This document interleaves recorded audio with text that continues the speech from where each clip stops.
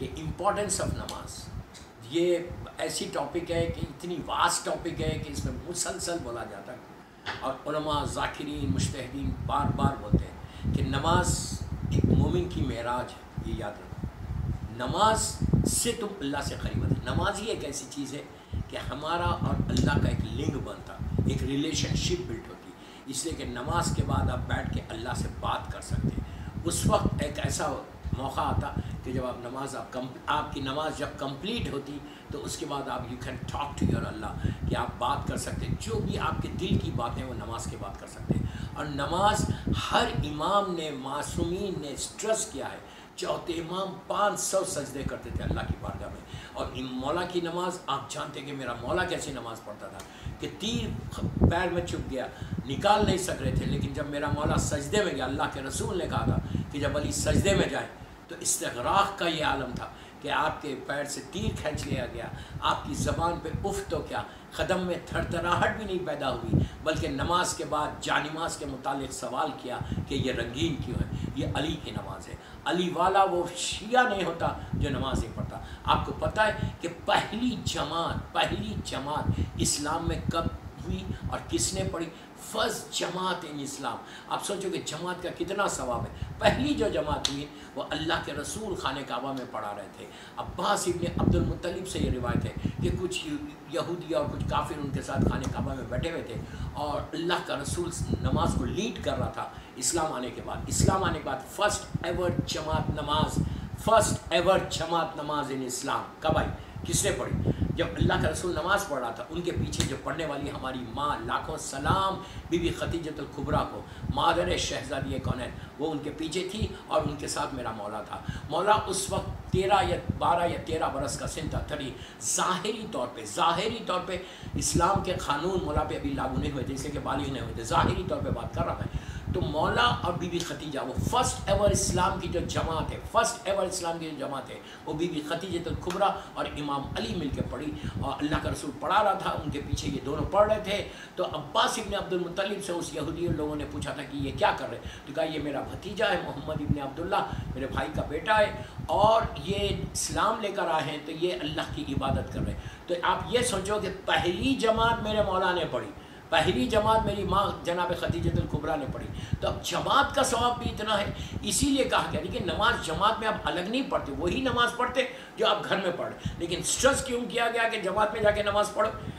جس محلے میں مسجد ہے ان کو جانا چاہیے، ہر آدمی بھی جائیے، ایٹ لیسٹ 5 نمازوں میں سے 1 نماز میں جاؤ، اس لیے کہ قبولیت عبادت، قبولیت نماز جماعت. تو میری خواہش ہے کہ اگر آپ لوگ مسجد ہمارے محلے میں، ہماری بستی میں ہے، تو حکم بھی یہ ہے کہ تم جا کے نماز مسجد میں پڑھو. اس لیے مسجد میں پڑھو، کوئی الگ نماز نہیں پڑھ رہے، وہی نماز پڑھ رہے. مسجد میں جا کر جب تم نماز پڑھ کے مصافحہ کرتے تو تمہارا غرور اور تکبر ٹوٹتا، اس لیے کہ تم کو پتہ ہے یہ غریب آدمی، تم نے باہر اس سے ہاتھ نہیں ملایا، تم اس سے مصافحہ کرتے، وہ بھی قبولیت نماز ہے. کسی ایک کی نماز قبول ہو رہی، سب کی نماز قبول ہو رہی. کسی ایک کی دعا قبول ہو رہی، سب کی دعا قبول ہو رہی. تو کوشش کرو، پلیز بول رہا میں یوتھ کو بول رہا، بڑوں کو نہیں بول رہا، یوتھ کو بول رہا کہ just go to your mask, جاؤ اور جا کے نماز پڑھو. اس کے بعد دیکھو کہ تمہارے ریلیشن شپ اللہ سے کیسے بلڈ ہوتی. اس کے بعد دیکھو کہ تمہارے ڈے ٹو ڈے ایشوز کیسے دور ہوتے. نماز کو ایزی مت لو. نماز کو شیعہ اگر ہو، مولا کا چاہنے والے ہو، امام کے چاہنے والے ہو، عزادار حسین ہے، کربلا کے ماننے والے ہو، ماتمدار ہو، تو نماز، میرا مطلب یہ نہیں ہے، ڈونٹ مس انڈرسٹینڈ کہ میرا مطلب یہ ہے کہ کوئی نماز نہیں پڑھتا. ڈونٹ غلط نہیں سمجھنا، ہر آدمی نماز پڑھتا، ہر مولا کا آپ چاہنے والا نماز پڑھتا، مسجد میں بھی پڑھتا، گھر میں بھی پڑھتا. لیکن میں یوتھ کو یہ بول رہا کہ گو ٹو ماسک. اگر تمہارے گھر کے قریب ماسک ہے تو جاؤ وہاں پہ اور نماز پڑھو.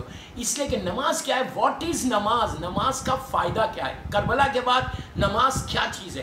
جب یہ لٹا ہوا قافلہ مدینہ آیا اور سارے مدینے والوں نے چوتھے امام کو پرسہ دیا اور پورا مدینہ امن کے باہر آ گیا تھا. ایک شخص اپنے گھر سے باہر نکلا اور نکل کے اسے چوتھے امام کے پاس آ کے پورا قافلے کو دیکھا، اماریوں کو دیکھا، سیاہ پردے ہیں، چوتھے امام کو آ کے مولا حسین کا پرسہ دیا. غور سے سنے کہ نماز کی امپورٹنس کیا ہے امام کی نگاہ میں. پرسہ دینے کے بعد اس شخص نے کہا کہ مولا، اس وقت میں مدینے میں تھا جب 28 رجب 60 ہجری میں آپ کے بابا مدینے سے گئے تھے. تو اس وقت پورے بابا زندہ تھے، چچا زندہ تھے، بھائی زندہ تھے، آپ کا پورا گھر آباد تھا. اب سب واپس آئے، کوئی واپس نہیں آیا ایکسیپٹ یو، بڑوں میں. تو مولا یہ بتائیے سب شہید ہو گئے. جسٹ لیٹ می نو مولا کہ اتنا بڑا معرکہ کربلا میں ہوا, اتنا بڑا معرکہ کربلا میں ہوا, آپ یہ بتا سکتے ہیں کہ حسین کربلا میں جیتے یا ہار گئے؟ کتنا عجیب سوال ہے. آتے ہی مدینہ منورہ میں آتے ہی مولا چوتھے امام سے سوال کر, اور سوال بھی کس سے کر رہے؟ اس دور کے امام زمانہ سے, وارث حسین سے, بیٹے سے سوال کر رہے کہ مولا آپ کے بابا جیتے, وکٹری ہوئی کربلا میں یا ڈیفیٹ ہوئی؟ ظاہری طور پہ تو حسین شہید ہو گئے, یزید زندہ رہ گیا. کون جیتا جنگ؟ حسین جیتا یا یزید جیتا؟ مولا نے سر کو اٹھایا, اٹھا کے کہا اے شخص سامنے مسجد نبوی ہے, جا 2 رکعت نماز پڑھ گیا.